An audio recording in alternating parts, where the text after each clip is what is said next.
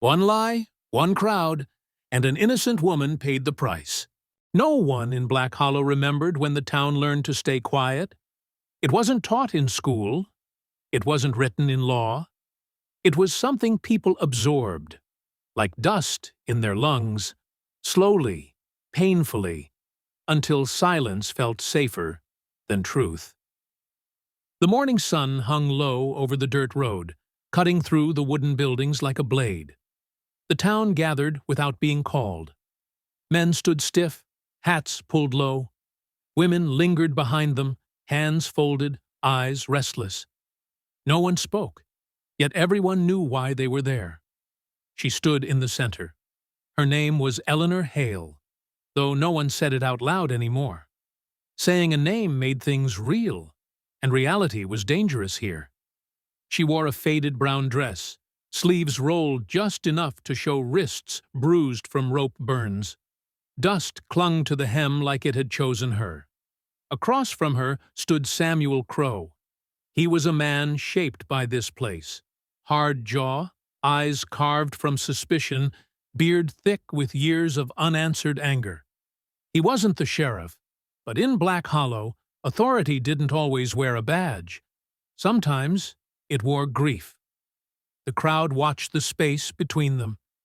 That space was heavy, charged, like something terrible was about to cross it. Eleanor lifted her eyes, not in fear, but confusion. She searched faces she had known her entire life. The baker who once slipped her extra bread. The preacher who baptized her. The woman who borrowed sugar just weeks ago. None met her gaze. Samuel stepped forward. His boots scraped the dirt loud enough to echo. "You had no right," he said, voice low, controlled. Not shouting. Shouting would have meant doubt. Eleanor swallowed. "I don't even know what you think I did." That was the wrong thing to say. A murmur rippled through the crowd. Not words, just sound. Discomfort. The kind that comes when truth tries to surface, where lies have already settled in. Samuel's eyes hardened. "My boy is dead," he said, "and you were the last one seen near him." The air changed. That sentence sealed her fate more than any evidence ever could. Eleanor's breath caught. "That's not true." No one reacted. She realized then what was happening. This wasn't an accusation. It was a conclusion. A man in the back crossed himself. Another spat into the dirt. Someone whispered, "It makes sense." Sense. That word carried more weight here than facts. Eleanor wanted to scream, to beg, to shake them awake. But something inside her understood. Panic would only make them more certain. So she stood still. And in that stillness, Black Hollow made its decision. Not because it knew she was guilty, but because it was afraid of what it might mean if she wasn't. Fear doesn't announce itself when it takes control. It slips in quietly, wearing reason like a disguise. By noon, Eleanor was no longer a woman. She was a story. Stories spread faster than truth in Black Hollow. By the time the church bell rang once, then twice, people were no longer asking what happened. They were asking why she did it. She was always strange. She kept to herself. Did you see the way she looks at people? Every word stacked on the last, building something solid enough to crush her under it. Eleanor sat inside the old feed store, wrists bound, back against a wooden post scarred with decades of use. Dust danced in the thin light cutting through the slats. She counted her breaths, slow and deliberate, like her mother once taught her during storms. Outside, Samuel spoke with men who nodded too quickly. "There will be order," one of them said. Samuel didn't respond. Order.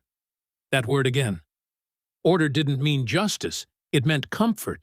It meant the town could sleep tonight, believing the world still made sense. A younger man hesitated. "What if we're wrong?" Samuel turned, eyes sharp. "Then you tell me who else it could be." silence answered him. That was enough. When Eleanor was dragged outside, the crowd parted like water around a stone. Someone shoved her forward. She stumbled, but didn't fall. Falling would have pleased them. Her eyes scanned the faces again, desperate now, not for mercy, but recognition. Proof that someone still saw her as human. Then she saw Mary Caldwell.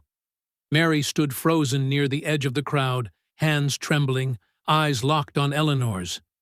For a brief moment, something passed between them. Fear, guilt, memory. Eleanor's heart pounded. Mary knew something. Their connection didn't go unnoticed. Samuel followed Eleanor's gaze. "What is it?" he asked. "Nothing," Eleanor said quickly. Too quickly. Samuel stepped closer, lowering his voice. "You want to say something?" The crowd leaned in. This was the moment they wanted. A confession, real or not. Eleanor felt the weight of it crush her chest. She could lie.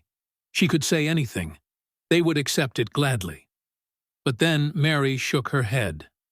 Barely, almost imperceptibly. A warning. Eleanor understood.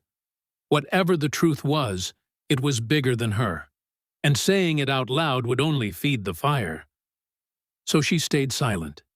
And in Black Hollow, silence was taken as guilt. By sunset, the truth had been buried.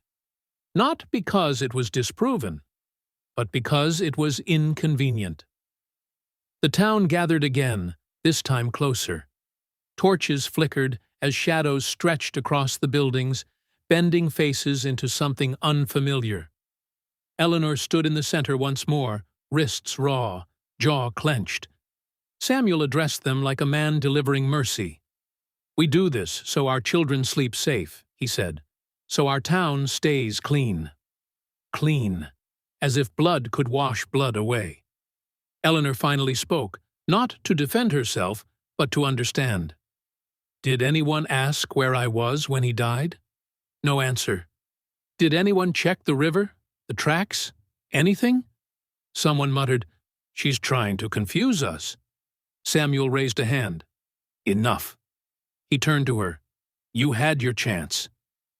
Her chance had never existed.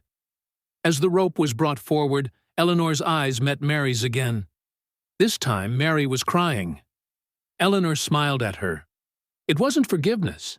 It was acceptance. And somewhere deep in the crowd, something shifted.